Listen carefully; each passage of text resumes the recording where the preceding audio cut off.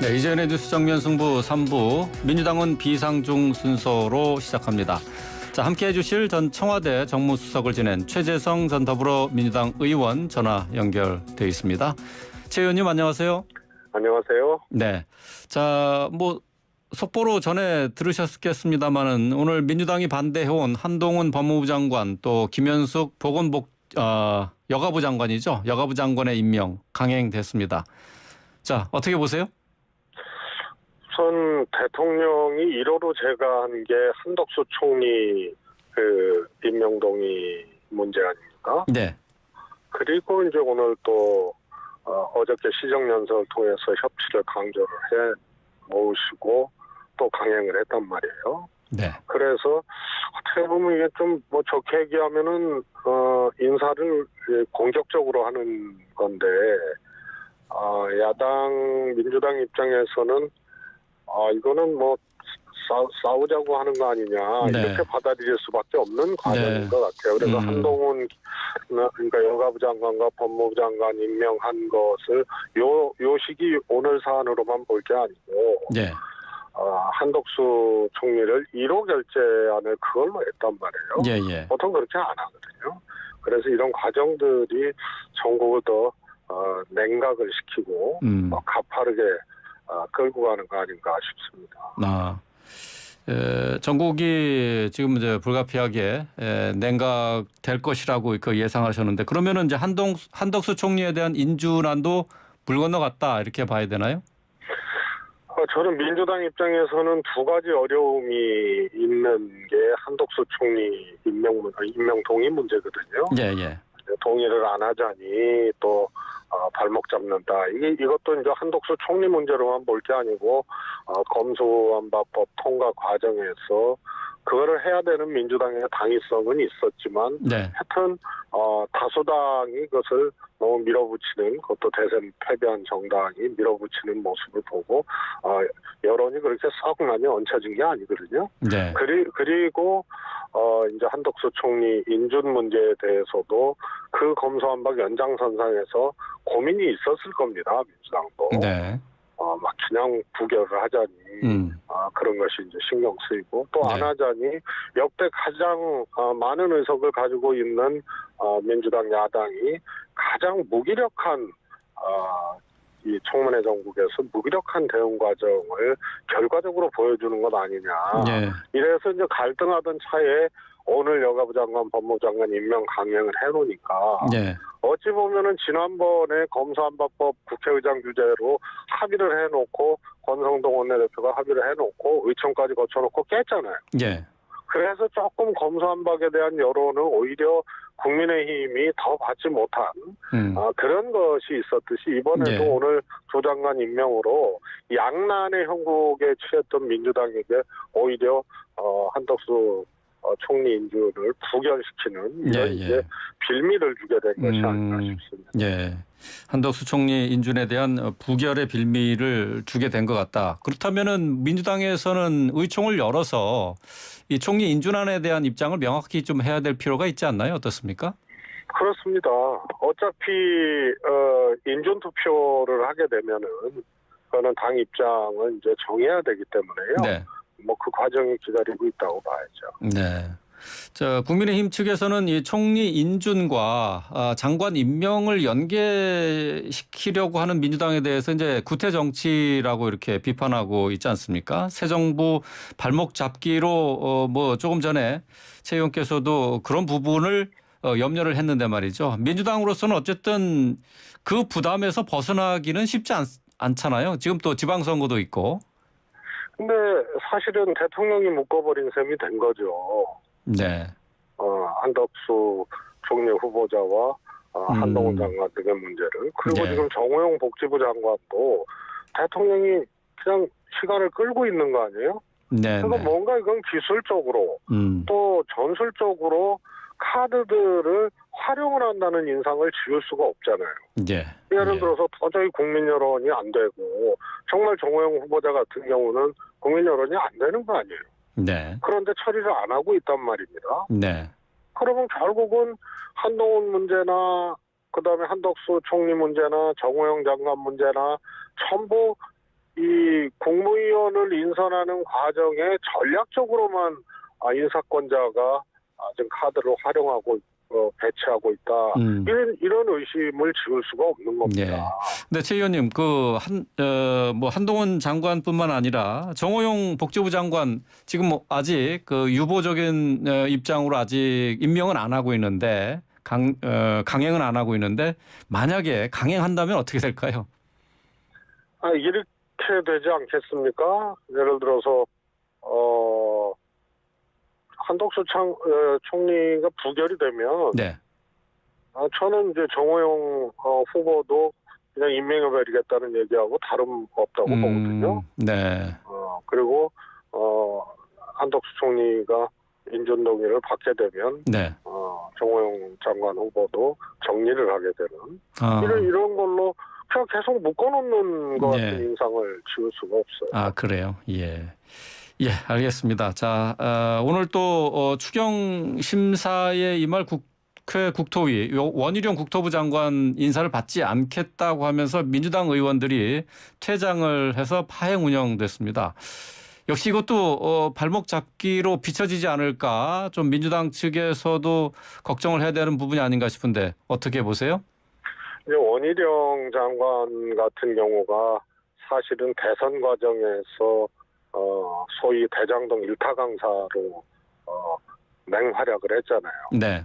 그리고 막상 지사 시절에 여러 가지 유사한 대장동과 유사한 이제 의혹을 갖고 있는 후보고요. 그런데 이제 임명을 해버렸단 말이죠. 네. 그러니까 정치적으로 그렇게 대립이 되는 거예요. 물론 이제 그런 것이 앞으로 국토부 장관 임기 내내 가리라는 그런 생각은 들지는 않지만 예.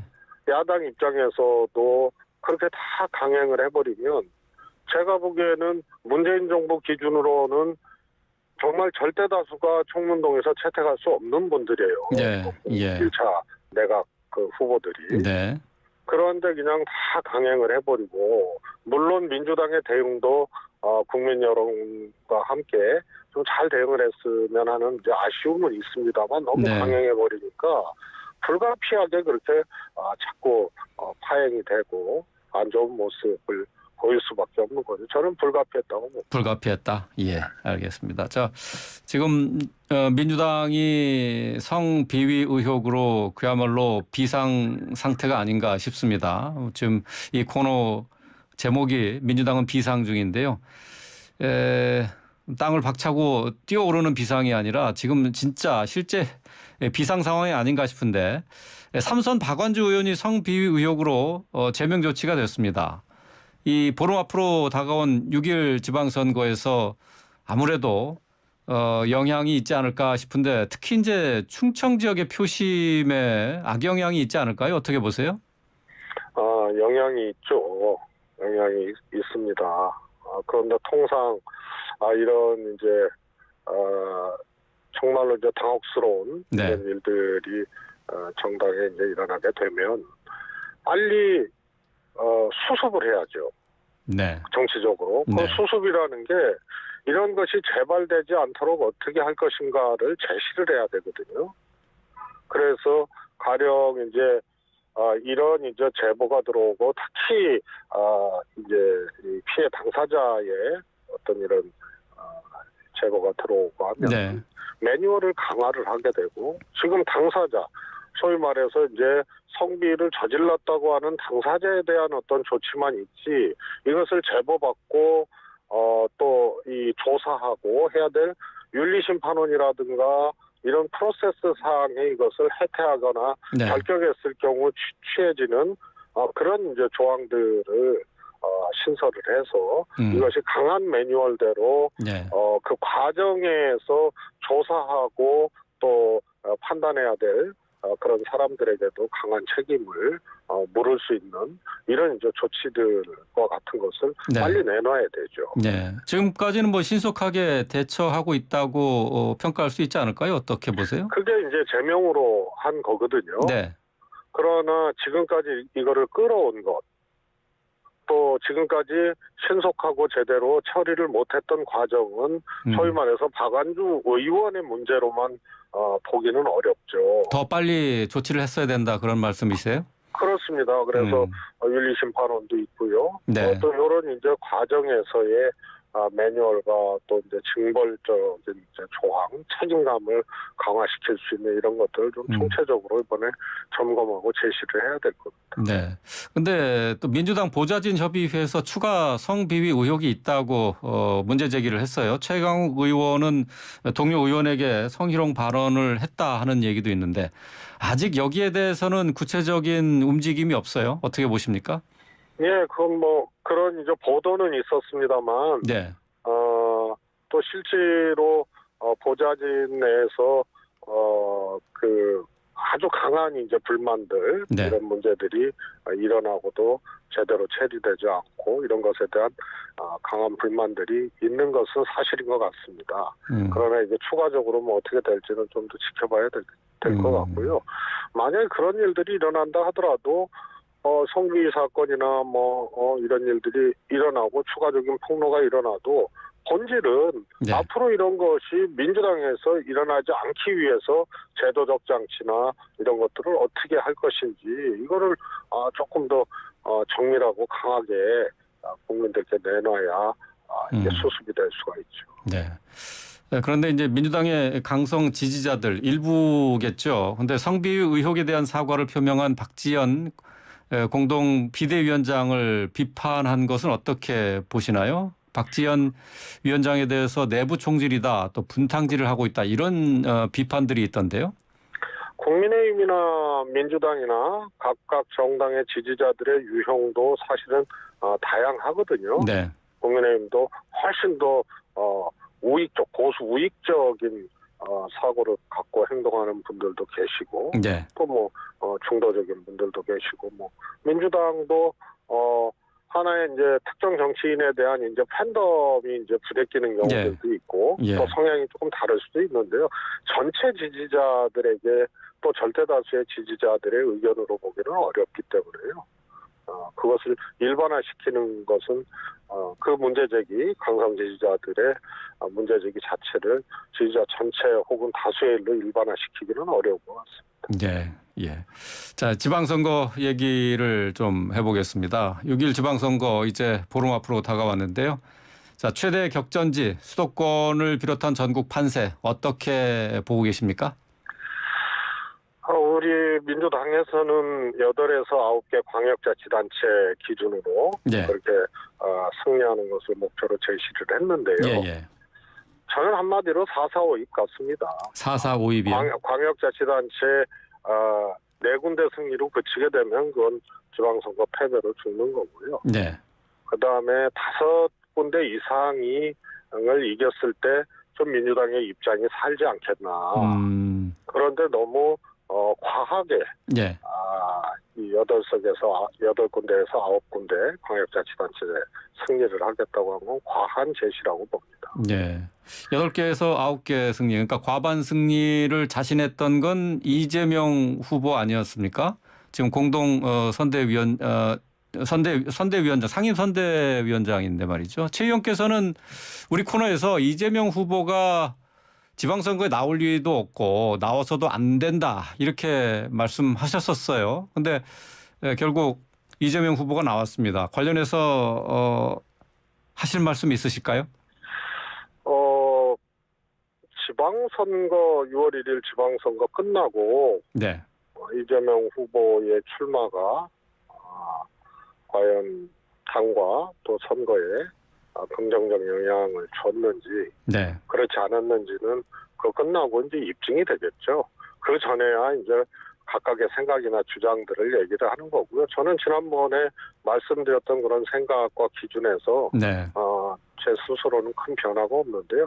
그걸 이재명 이 상임고문이 인천에 출마한 이상 그걸 또 가타부타하는 것은 바람직하지 않고요. 6월 1일 선거 결과가 결과적으로 그것을 증거할 것이다라고 봅니다. 그러니까 어쨌든 이재명 지사가 나오지 않은 것이 이재명 상임고문이 나오지 않는 것이 바람직했다. 뭐 그런 판단에는 변함이 없으시다는 그런 말씀이시네요. 저 개인적으로는 그렇고요. 네. 지금 과정에서 그걸 다시 또 따져보고 재론하는 것은 현재 시점에서는 무의미하다고 보고요. 네. 이거는 모든 정치적 행위들이 그렇듯이 결국은 국민 여론이나 선거 시기에는 선거 결과로 그것이 밝혀지는 것이기 때문에 네. 6월 1일 이후로 또 얘기할 수 있겠죠. 예. 근데 뭐 이번 지방선거를 전망하시면서 4.4.5입을 말씀하셨는데 이건 아주 비관적인 편에 속하는 예측 아닌가 싶어요. 저는 그게 당연하다고 봅니다. 대선에서 패배한 정당이잖아요. 당연하다고요? 네. 그래서 그리고 또 승패를 예측할 수 없는 격전지들이 몇 군데 있잖아요. 네. 그래서 보통 보수적으로 잡는 거예요. 선거. 지금 보수적으로 잡아서 4.4.5입이다. 진 정당은. 예, 근데 8, 9개를 잡아놓으니 네. 그것은 조금 국민들에게 자칫 오해를 살 수 있는 과도한 거다. 그다음에 실제적으로도 몇 번 제가 말씀을 드렸는데 정말 비상한 각오로 죽기 살기로 이거를 해야 조금 그 입장에 설 수 있는 이유가 네. 우선은 의제 설정 주도권이 하여튼 현 정부와 집권당에 있는 거 아닙니까? 네. 그리고 며칠 전에 대통령 취임식 이후로 그 전에 저희가 말씀드렸지만 변화가 일어나거든요. 네. 윤석열 대통령에 대한 국정 기대감도 수치상으로 상승을 하는 건 당연한 거고. 네. 그래서 역대 이 신임 대통령 또 이 정권 중에 가장 사실은 지금 이렇게 국민 기대치가 낮은 정권임에도 불구하고 네. 과거 취임식 이전보다는 상승세에 있는 거는 맞는 거고요. 네. 그다음에 의제 설정권이 있다는 것이 그것이 야당에게는 안 좋게 작용할 수밖에 없는 거죠. 그런 걸 감안했을 때 지금 접전하고 있는 데는 매우 어렵게 될 것이다라고 예측하는 거는 상식 아닙니까? 네. 그러면 예. 이때 어떻게 선거를 치르고 국민들께 어떻게 호소할 것인가를 고민을 해야 되는데 목표를 과도하게 잡아버리면 네. 그 고민의 틈새까지도 막아버리는 거죠. 예. 일단 국민들한테 이 정도야? 이 정도일까라고 표시천 마크를 붙일 수밖에 없는 그런 목표 제시 자체가 별로 안 좋은 거라고 봅니다. 네, 목표를 과도하게 잡았다라고. 그리고 저는 실제로 개인적으로는 예. 민주당이 광역자치단체 5개 이상, 예. 6개 지역 정도 광역자치단체장 승리를 하면 그거는 승리라고 저는 생각을 합니다. 5개, 6개 정도면 승리다. 예. 예, 알겠습니다. 어쨌든 뭐 집권당의 프리미엄, 지금 현재 윤석열 정부에 대한 국민적인 기대가 그렇게 높지는 않은 상황입니다만은 집권당의 프리미엄이 분명히 있다. 이런 말씀이시죠? 집권당의 프리미엄이라기보다 네. 집권 초기에 프리미엄이 있는 거죠. 예, 알겠습니다. 자, 경기도지사 선거에 출마한 강용석 무소속 후보가 윤석열 대통령과 전화 통화를 했다고 해서 논란인데요. 대통령실은 공식적으로 부인을 했습니다만은 자, 이 당선인 시절부터 이게 선거 개입 논란이 계속해서 일고 있는데 말이죠. 의원님은 이 상황을 어떻게 보세요? 제가 말씀을 제일 먼저 드렸던 것 같아요. 어떤 언론에서. 예. 당선인이 법적으로는 그게 뭐 따져볼 수는 있겠지만 법적으로 그게 정면으로 위배된다라고 하기에는 딱 떨어지는 어떤 규정들이 없어요. 법적으로는. 신분으로서. 예. 그런데 곧 대통령에 취임할 사람, 당선인으로서 그런 행위 자체는 사실은 그거는 옳지 않은 거거든요. 네. 그런데 그게 밝혀진 거란 말입니다. 네. 그러니까 대통령실에서는 아니라고 부인할 수밖에 없는 거죠. 대통령이 저건 직접 부인을 해야죠. 하려면. 그리고 강용석 그 후보가 예를 들어서 정당이 다르거나 예. 정치적으로 상대방에 있는 윤석열 대통령이 아니잖아요. 사시 동기고 예, 그렇죠. 우호적이고 예. 대통령 선거 내내 정말 유튜버로서 엄청나게 윤석열 후보를 지지하고 당내에서 이준석 대표라든가 윤석열 후보에 대해서 반기를 들거나 반대 스탠스를 취하는 정치인들을 맹공을 하면서 나름 활약을 했던 분이거든요. 예. 그래서 윤석열 대통령을 상대로 거짓말을 양산하면서 공격할 필요가 없는 거예요. 그래서 그렇죠. 이거는 강용석 씨의 말이 저는 맞다고 보고요. 그게 맞을 것이다. 예. 그렇습니다. 만약에 맞지 않고 그 정도 선린적 관계에 있는 윤석열 대통령에게 거짓말을 하고 통화 안 했는데 했다고 네. 하면서 그다음에 그건 공격의 소재가 아니었잖아요. 그렇죠. 좋은 의미로 얘기를 예, 한 거 아니에요? 예. 강용석 후보가 토론회에서. 예, 알겠습니다. 왜 김은혜 후보하고 싸우냐. 싸우려면 김동연 후보하고 싸워야 예. 되지 않느냐 하면서 단일화 이 출구를 열어놓은 거거든요. 그래서 어쨌든 뭐 예. 여러모로 보나 그거는 강용석 씨 말이 진실이라고. 그 강용석 후보와 윤석열 대통령의 전화 통화, 이게 어떤 뭐 진실 공방으로 또 이어질 가능성도 있다고 봐야 될 것 같네요. 자, 오늘 말씀 여기까지 듣도록 하겠습니다. 말씀 잘 들었습니다. 감사합니다. 예, 최재성 전 더불어민주당 의원이었습니다.